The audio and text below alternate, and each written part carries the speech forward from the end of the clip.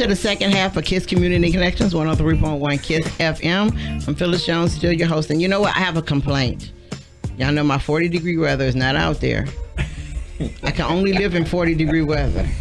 You know that word called heat? I'm allergic to it. I don't like it.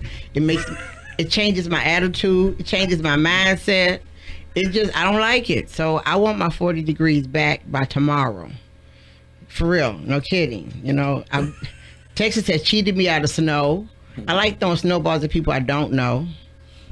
Right, I said that, don't know. You know, like police officers and other people like that. But I've been denied those rights. We're okay. So that was my soapbox. You're not gonna get your 40 degrees. You'll get 40, but not the But we're still talking to our grandparents, and they're going to form a group, and they're going to come back on here and let everybody know the day, time, and place that they're going to meet and start their group. But Mr. Prelo. Yes. So. Yes. I know that, you know, when you need the chill time to figure out who the heck you are, there are people who come out and send someone to babysit, correct? No. Dang. He said that. Well, no. I wish it was. So those are some of the missing things? Yeah, those are some of the missing things that I feel that need to be in the within the program. You know, don't get me wrong, they say it's there, but in order for me to get those type of services, I mean, he would have to be in sort of like a vegetable state, you know, but he's not there, so he doesn't meet those criteria as far as getting someone out to babysit for a while in order to give me some me time. So, you know, that's one of the things that I need answers to. Ask him why. I mean, he's autistic. Why I can't get that support? I mean, even though he's a functioning autistic kid, and I just feel that it should be. It should be. Yeah. I feel that it should be. All I gotta do is give Prince a magazine and some popcorn. True. True. And Gracie, me and her can talk. True. But there are some wonderful kids. And Gracie, she's the big sister. She tries to. Now wait a minute, Mr. Freeland, isn't she the mother, not the sister? Come on now. No, she's the sister. She's the sister. I'm the mother and the father. She's the big sister. So, you know, she tries to make sure that the household runs well, right, Gracie? All right. Yeah, yeah, Papa. Yeah. Yep. I hear you, PJ. Okay, so Mr. and Mrs. Bynum, when the group starts, what's the first thing y'all gonna talk about? What's the first thing that you feel the most need, the biggest need for grandparents to know, the number one big, huge factor they need to know when they take on their grandchildren? Well, my wife could attest to this. It's like you said, it's an adjustment. Mm-hmm. All of a sudden, where you, like for the 2 years we had in our 35 years of marriage, right. The 2 years we had alone was such a unique experience for us. But you find out you're like in a bubble. Right. I would say you really don't understand everything. There's so much information coming at you. You're like you're in a dream, and you're really not processing. And they could have told you something 100 times, and you still don't know what they said because you're in shock. Right. You really are. You're in shock. And for us, and we can attest to this, I'm sure, as all grandparents, especially if your kids were doing things wrong. Mm-hmm. Where did I fail? What could I have done differently? Right. We start looking at ourselves and maybe it was something we didn't do right for our child to allow this to happen to your grandbabies. Mm-hmm. Because you would never expect your child. Yeah. If you treated your child right, mm-hmm. you would never expect your child to be doing the stuff or allow the stuff happen to your grandkids. So I would say several things. One of the things, if they're in custody and you want them placed with you, don't get mad at the worker. Don't cuss them out.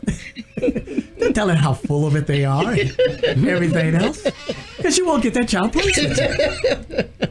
You know, you may want to say, okay, why are you biting your lip? Yes, I understand. what do I need to do in order to get my grandchild placed with me, and follow those instructions. Now, there's supposed to be handbooks. There's supposed to be that, but let's face it, if they forgot it, or they won't tell you your exact rights. In Kansas, they have a grandparent's rights for the courts that they would actually give you. And we've done really well because of legislation, because of the groups I've been and done and being there. Small towns are different than big towns. Yes. You have to get out there and you have to, I hate to say this, but fight for your kids' rights. You're not really fighting just for your rights. You're fighting for their rights. Yeah. Because you want to see them be able to grow up and have the life that you think they should have. And so I would say the first thing to just do is you got to find somebody you can talk to that's reasonable, that knows, and can help you through the process.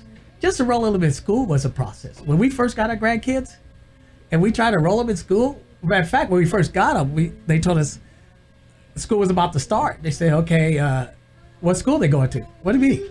I thought y'all, we thought y'all weren't done all that. What do you mean they going to school? We haven't rolled a kid in school in years.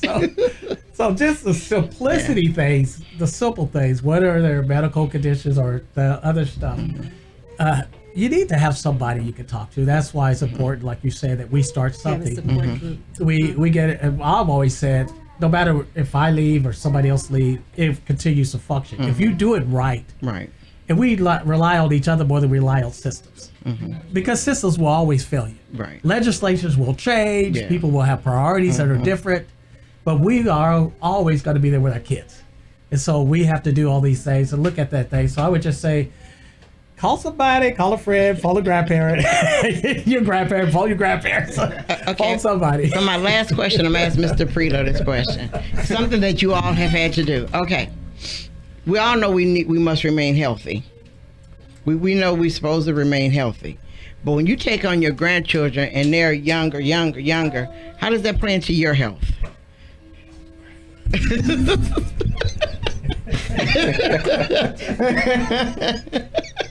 Well, Phyllis, I look at it this way right here. They keep me younger, if that makes sense. Yes. But all seriousness, I found out I've had to cut out a lot of things that I used to do, that I don't do, in order to stay around for them. Right. But overall, has it taken a toll on my health?